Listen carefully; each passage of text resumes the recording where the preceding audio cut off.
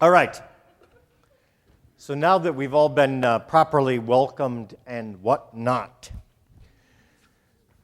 the topic that we're going to have our master's class on is called surplus safety.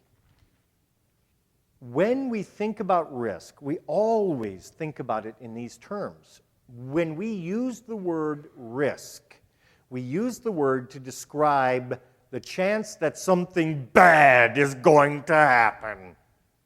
There are two kinds of risk. Even though we throw around the word risk, we're actually talking about two different things.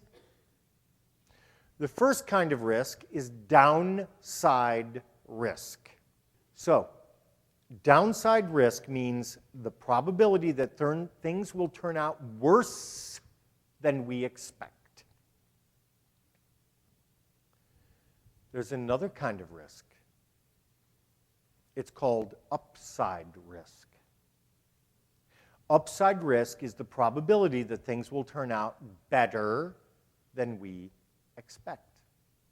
Life, living, stewardship requires us to enter into the world of risk fully. And here's the number one problem we've got in long-term care. We do not participate fully in the world of risk. We cheat. How do we cheat? We work only to minimize downside risk. We don't think about or talk about, and in most cases are not even aware of the potential of upside risk or the need to help people growing in old age to be properly exposed to upside risk. So this is a really good point, and a point where in order to change the field, we have to be educated, we have to be advocates.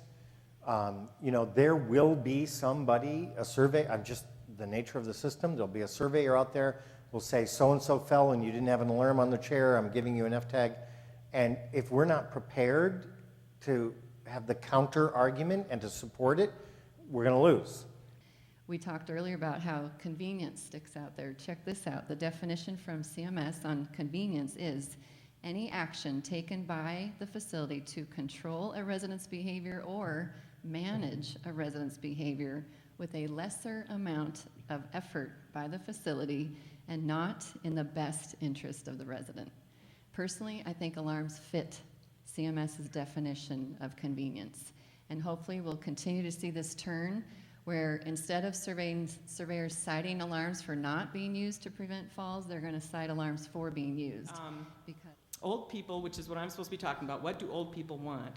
Old people want control over their destiny, and they want to be able to make their own decisions, and they will do practically anything to make that happen.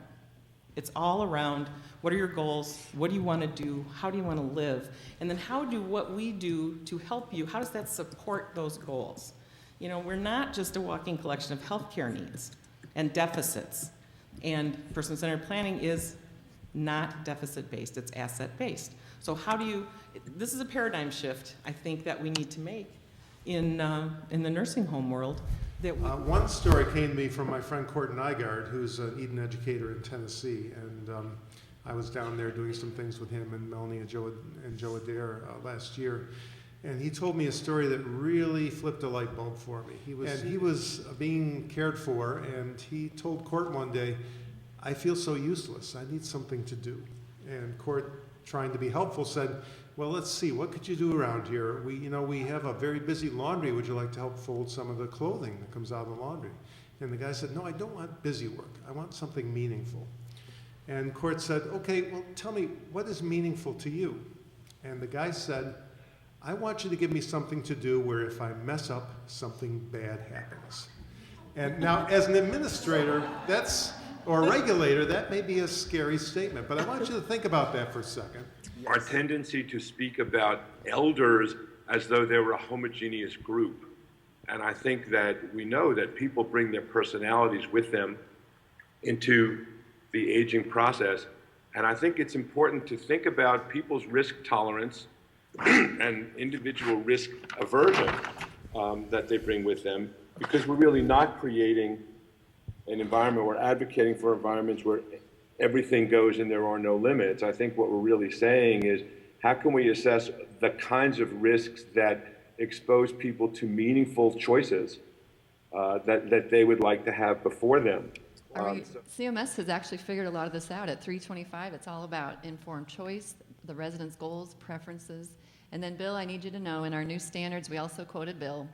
And I have different people read the slide once in a while, Bill, and you're going to love this. It's the quote that says, "I am a firm believer that older people should be able to do whatever the hell they want."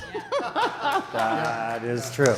And then you go on to say, yes, they may not, be able to make decisions, some, about their 401k, but they can certainly decide what to eat and what to wear and whether to go outside. That's right.